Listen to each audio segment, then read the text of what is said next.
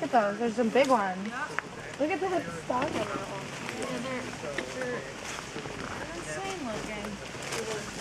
The potato bugs don't potato anymore. However, I will show you when we get the books after. Look at how nice that is.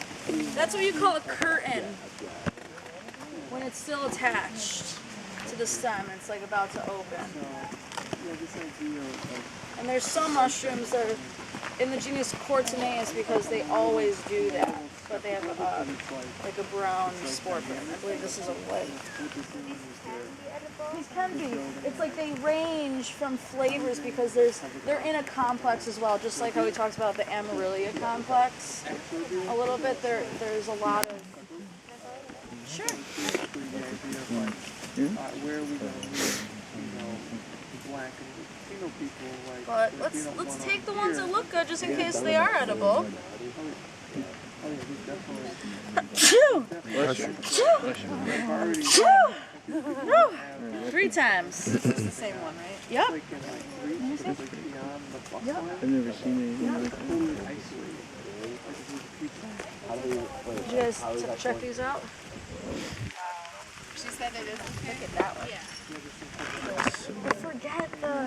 Anybody know Matsutake genus? I forget. Good? Potentially. Potentially. They don't smell as almondy as you would want them to be. Okay, yeah, I remember talking about that before. But, you know, this is good. Like, we see the different growth stages. This is nice when you are trying to identify a mushroom, where you have all the varieties right in front of you. Right. The young to the old. It's really nice. They look great. They look great. Definitely. So this is good. You know, this is a good sign. This is good for us that we're able to see. You know, but as you can see, they're eating. Someone just said someone told me that if there's wormholes in a mushroom, you can eat it. Hell no. Hell no. Well, and we'll talk. No, and that's fine. Don't be so defensive. It's, you know, Mario as well, told me that his teacher was like, oh, if mushrooms grow on the ground and not on wood, you're good. No, these are like deadly misconceptions. So, You also told us a trick about how to poison your neighbor's dog. well, I don't know if that's nice or not. Sounded like it would work. Well, I bet. These are honeys, right? I don't know. Nope. Nope. They're rustlers. Oh, they're different?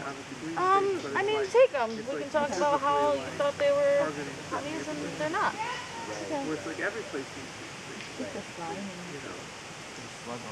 and that's not necessarily coming from that community. It's not like that community saying, We just tell the slugs they're not invited. They can go find their own mushrooms. Yeah.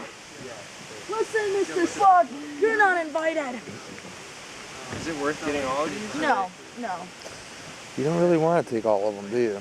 Well, I mean, you definitely want to leave some, but, you know, I definitely, like the ones that are opened, no, those are good.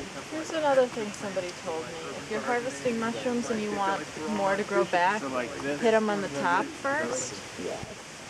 What's that? Someone was telling me that if you want to harvest mushrooms and have them keep growing, or encourage them to grow more, hit them on the top before you harvest them. The spores are going right now. They're all over. Yeah. But that, Because those are just the flowers anyways, right? I mean, anything you see on the surface is just the flowers. So. Yeah, but it has the spores underneath. Okay. This is my coworker used to harvest psilocybin mushrooms in Geneseo, and that's how he paid for school.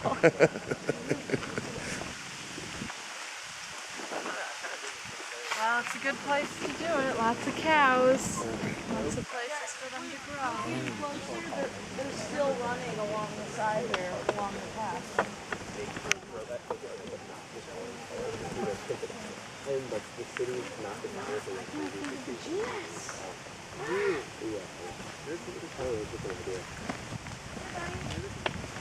this gorgeous red vine right here, it's also the same as that less red one, and also the kind of more but still slightly less red. All four of those things are the same. That's Virginia creeper. It's native and it's creative ideas, but like Parkinus stuff done. quinquefolius. Quinquefolius is there are 5 of them. Gorgeous places. When it loses its leaves, it will stay that color for the rest of the season. So no, not really. Nope, it doesn't really have any uses, but it's everywhere.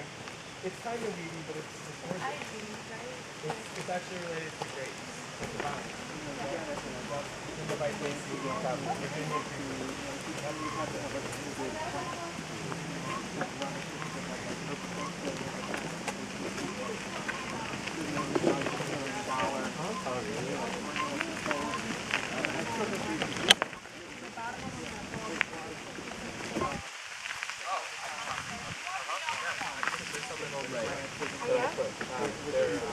Do they flower, by the way?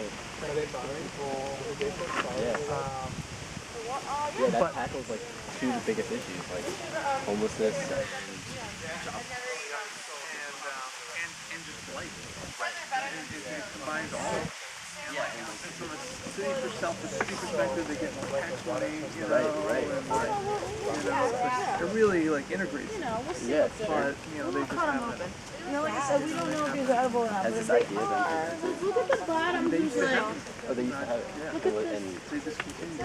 You know, it's covered. was it a popular program or was it What's happened was a little bit, like I said, I think it would have to be some I didn't more, bring one. like grants. I mean, what do you think it smells like? so people can like afford to pick up the houses? Yeah, like Buffalo. Okay, so the grants are just for like the Does it have an almond? Let's go. Let's go. It smells like a Because really brown still, mushroom. Good boy.